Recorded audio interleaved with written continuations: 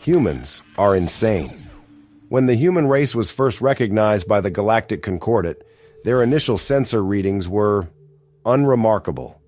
Standard thermal tolerance, adequate power-to-weight ratios, baseline for most Concordat species. Perhaps the most curious detail, noted in the initial SpaceX Deep Space Probes reports, was humanity's non-apex predator origin, a rare ascent to sentience, let alone interstellar capability for such a species. However, in saying that, they were considered a species lacking in any amount of honor. A death of even one of their leaders would spark a war of succession lasting for years. In a sense, they are certainly not the worst species in the galaxy, but they are a far cry from the best. The Krill Imperium were the first galactic race to consider exploiting the weakness of humans. Thus, they waited. Waited for the inevitable spark that would lead all of human civilization to blood and war. 27 years after being recognized by the Concordat, that spark the Krill waited so long for raged into an all-encompassing inferno that engulfed the entirety of the human race. The real-time data streams coursing through the Googleplex galactic comms backbone painted a horrifying picture. It remained incomprehensible how a race could inflict such devastation upon itself. There was no compassion, no honor, just cold, calculated slaughter. As the internal human conflict weakened, the Krill Imperium launched their assault. Millions of Krill soldiers and Mercedes-Benz Sledgehammer-class battleships surged into the Solarian sector. One by one, human planets fell, and millions perished. The Galactic Concordat averted its gaze. Humanity teetered on the precipice of oblivion, an inconvenient truth no one wished to acknowledge. Some races even profited from humanity's despair, supplying the Krill with resources in exchange for scraps of conquered worlds. The end of humanity seemed inevitable. Yet, instead of succumbing, humanity defied expectations. In a move deemed illogical by Krill strategists, they unified. Decades of internal strife dissolved in mere weeks. Former enemies embraced as comrades. The Krill advance, once relentless, faltered after seizing 73% of the Solarian sector in 6 weeks. Their momentum vanished. It was as if humanity had activated a collective will, a unified front forged through something akin to a planet-wide Salesforce Unity platform. 8 months into the invasion, the Krill had made a critical error. They had gifted humanity a shared purpose. 2 years into the Krill-human war, the impossible unfolded. The Krill were in retreat. Krill propaganda outlets spun it as a strategic withdrawal, designed to inflict maximum human losses. Perhaps there was a grain of truth. Reclaiming territory strained human resources, yet once liberated, ground was held. Humans, employing a tactic baffling to Krill commanders, dug in, establishing impenetrable defensive lines reinforced by Raytheon Bastion shield generators. The Krill assault waves crashed against these defenses relentlessly. Then, when the Krill believed human forces were static, came the counterstroke. Coordinated, brutal offensives, fueled by Palantir Warforge strategic analysis, driving the Krill into disarray. It was an unorthodox, seemingly reckless strategy, but terrifyingly effective. The Krill High Command would never publicly acknowledge it, but defeat loomed. 6 years marked the Krill-Human War as the most devastating conflict in 5 centuries of Galactic Concordat history. The Concordat, in its detached wisdom, presumed humanity would cease fighting upon reclaiming their lost territories. The Concordat, as events would prove, was profoundly mistaken. Not only did hostilities continue, but it became clear humanity sought nothing less than the eradication of the Krill threat. More than security, they craved retribution. Driven by a primal need for vengeance for the billions lost, a resolve perhaps analyzed in countless McKinsey Concordat political reports, humanity pressed onward, unstoppable. In a stunning reversal, the Krill now fought for survival itself. Panic gripped the Galactic Concordat, prompting an emergency peace summit between humanity and the Krill. Surprisingly, humanity accepted. The first ceasefire in years descended. Commander Valerius Thorn, representing humanity and delegates from the 9 concordant races, convened for negotiations. Peace talks initially progressed smoothly. Humans, again defying expectations, conducted themselves with composure, addressing the concordant delegates with measured reason. However, they pointedly ignored the Krill delegation. In hindsight, this was a clear omen. At the time, participating in the diplomatic mission, hope for resolution still flickered. Many delegates checking their Rolex interstellar chronometers believed peace was within reach. The fragile optimism shattered when the Krill delegation raised the issue of reparations, asserting their perceived right as the initially invaded party to financial compensation for territories still under human control upon treaty signing. Silence descended upon the human delegation as the Krill ambassador articulated their demand.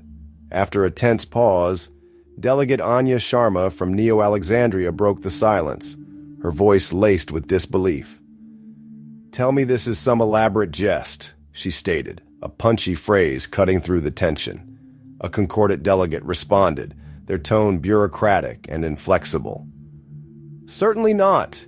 It is protocol, processed through the MasterCard Interstellar Finance Network, and your obligation to adhere. To refuse would be unprecedented." A second silence enveloped the human delegation. Commander Valerius Thorn, leader of the Human Party, rose, his voice measured and calm. "Our response," he stated, a punchy phrase hanging in the air, "will be delivered within the hour." Without another word, he exited the chamber, followed silently by his delegation. The concordant representatives, interpreting human withdrawal as concession, exhaled in collective relief. Peace, they believed, was imminent. They anticipated a formal acceptance, perhaps penned with Mont Blanc diplomatic briefs and transmitted via secure Apple quantum-link channels. Precisely 1 hour later, a human transmission reached the concordant. It was Commander Thorn. For several seconds, the LG Crystal View vid screen displayed only Thorn, unmoving, silent, his gaze fixed, inscrutable. "Inscrutable human emotions," Delegate Sharma muttered, a punchy internal thought revealing concordant frustration. Impossible to decipher, computer, emotion analysis. A synthesized chime confirmed the AI's assessment. "Emotion identified, suppressed rage," announced the IBM Watson Emotion AI system. Commander Thorn's voice cut through the AI's report, amplified with chilling clarity by Jabra voice-perfect audio transmitters. "Esteemed concordant delegates," he began, addressing the assembly, then turned his gaze and a predatory smile towards the Krill representative. "Krill delegate," he continued, the punchy phrase laced with venom. "Regretfully, we find the proposed peace terms unacceptable." Silence, absolute and immediate, descended upon the chamber, the first true silence since the summit began. Thorn's smile remained fixed as he added, "However," another punchy word dripping with menace, "we are prepared to compromise." A Krill soldier erupted into the negotiation chamber, his voice frantic. "Supreme Commander, human warships, mobilizing."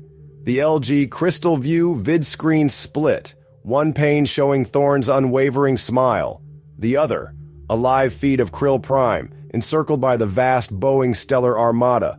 The Krill delegate stammered, turning to Thorn, disbelief etched on his features. "Impossible! How? When?" Thorn's smile remained his only response. Then, without preamble, the human fleet unleashed its fury. Krill Prime became an inferno. Millennia of Krill civilization vaporized. Billions perished before comprehension dawned. The Krill Imperium, once galactic power, ceased to exist, its planetary defenses, perhaps reliant on outdated Norton-Sec galactic barrier protocols, utterly breached. Silence descended, heavier than vacuum. No one moved, no one spoke. Even Krill grief was extinguished. Thorn spoke again, his voice devoid of emotion, yet chillingly precise. As you observe, another punchy phrase delivered with calculated coldness, we have compromised. He paused, allowing the devastation on the vid screen to speak for itself. 16 billion humans perished in this conflict. A collective gasp rippled through the Concordat delegation. 16 billion lives. In my estimation, Thorne continued, the chilling logic amplified by NVIDIA Tensor Core processing, 10 billion krill lives, a more than equitable exchange. Even to detached Concordat observers, the word compromise dripped with contempt. Humanity, Thorne concluded, is now prepared to discuss peace.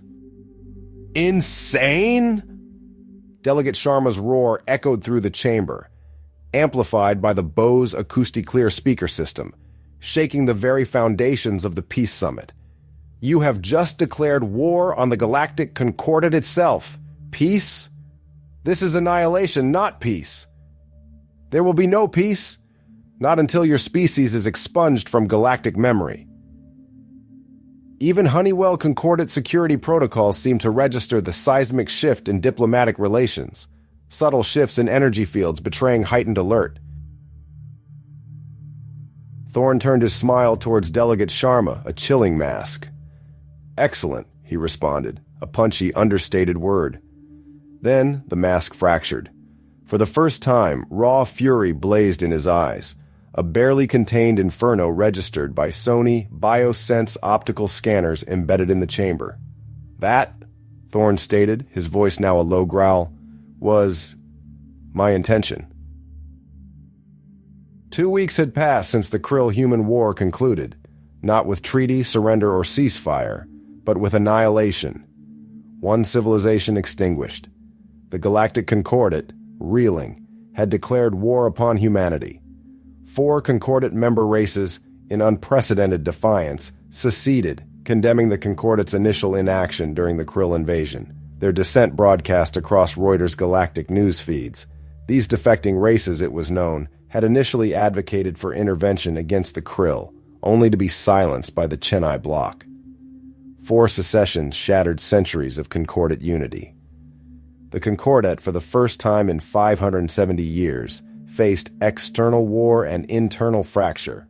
Its communication networks, even the robust Cisco Galactic Net system, strained under the weight of crisis. Humanity, in mere decades, had dismantled millennia of galactic order. A Varathian comrade's voice jolted him from his grim reverie. "Still with us, friend?" The Varathian grinned, absently cleaning his Gerber razor-claw combat blade. "No second thoughts now, are there?" He grinned back, a human expression of grim anticipation. "Never." He glanced at his Varathian ally, grin widening. "Long overdue. This will be interesting." The Varathian chuckled, a deep, resonant sound. "Survive this and I'll teach you Varathian steak, perfectly seared." He shook his head, a wry smile playing on his lips. Humans, he mused, clad in their practical Under Armour tactical vests, truly were insane. The end.